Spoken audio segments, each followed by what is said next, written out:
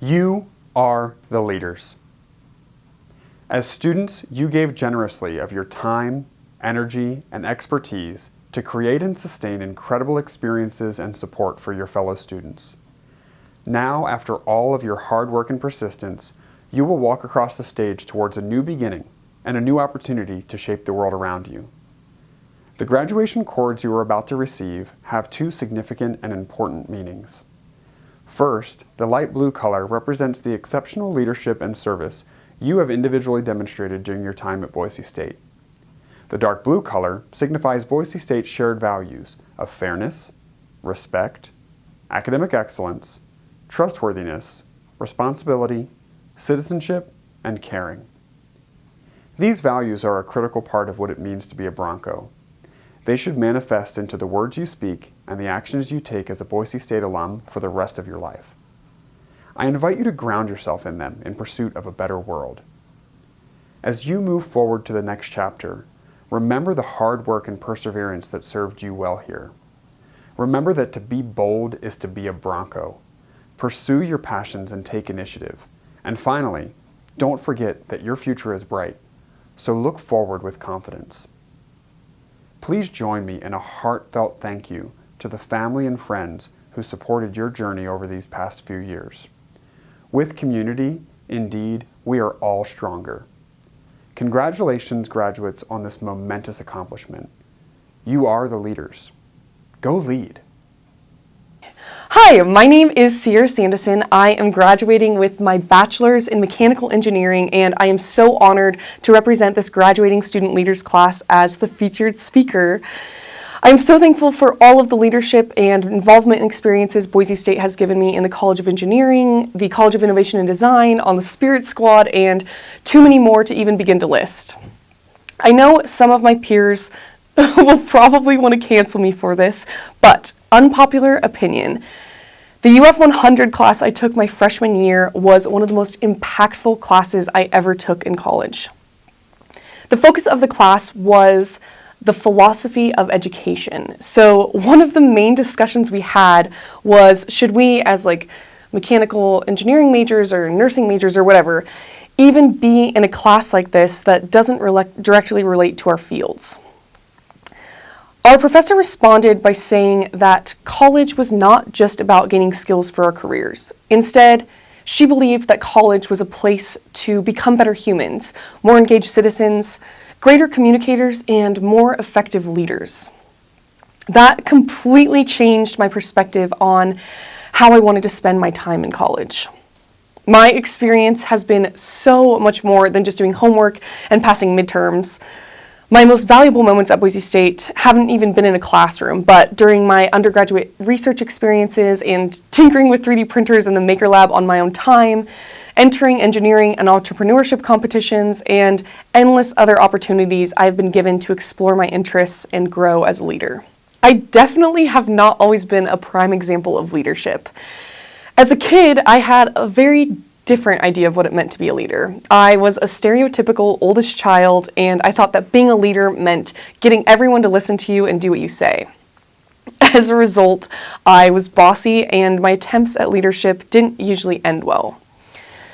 When I was about 9 or 10, I decided to start the Earth Girls Club.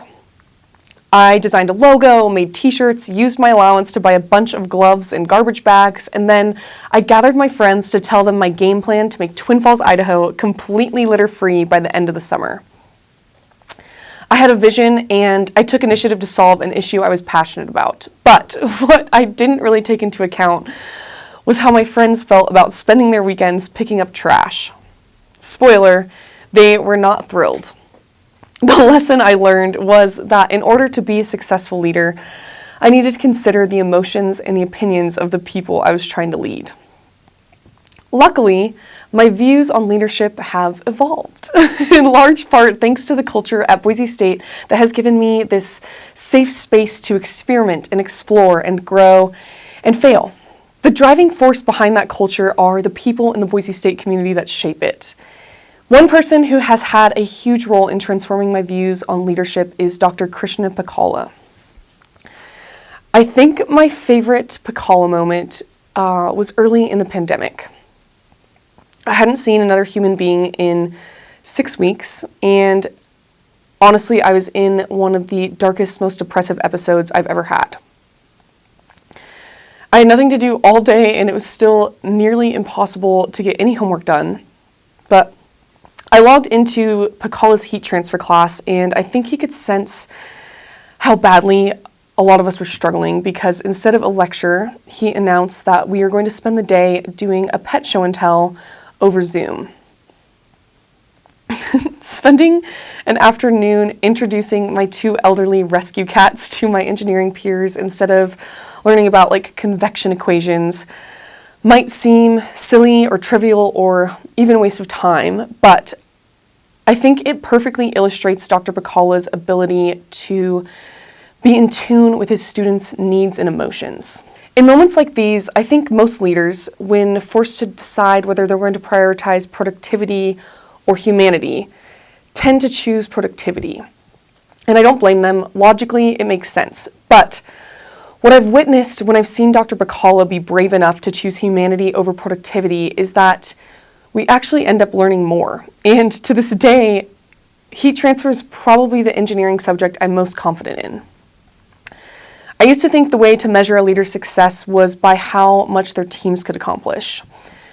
Pacala's example taught me that a better way to measure a leader's success is by how much they are able to empower, empathize with, and encourage others.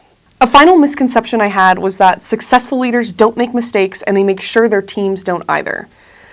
I also thought that when I was done with college, I would be fully prepared to be that kind of leader. Today, I know that's not true. Graduation is mere days away, and I don't feel 100% ready to be a leader, nor am I necessarily fully qualified for what lies ahead. And I never will be. What I realize now is that college was not supposed to shape me into an infallible leader, immune to ever messing up. Instead, college has given me a space to learn that failures aren't the end of the world, mistakes are not insurmountable, and rejection isn't as scary as I once thought it was. I want to congratulate all of our student leaders as we reflect on what we have learned and the ways we have grown. It is such a huge honor to be recognized for the ways we have positively impacted Boise State and how we've been able to make campus better than it was when we arrived. As we go out into the world, remember that the most impactful things we will do as leaders are not going to be measured by how much litter removal I coordinated as president and founder of Earth Girls.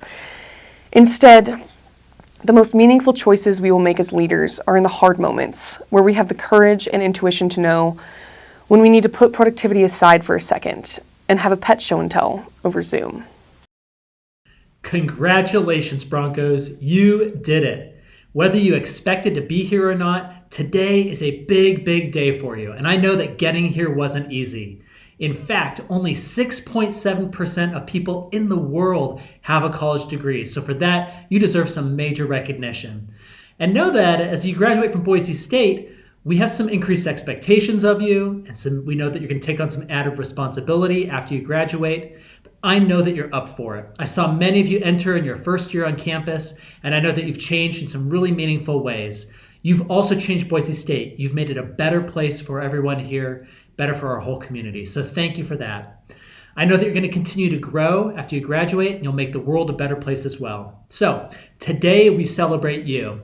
And at the same time, I want you to take a moment today to think about all those in your life that made it possible for you to get here to this point. Take time to think about the teachers, parents, family members, friends, scholarship donors, everyone that was there for you along the way that helped you in your journey to graduation. None of us makes it this far without a little bit of help. So take time in your life today or sometime soon to say thank you to those individuals. And finally, once again, congratulations and go Broncos.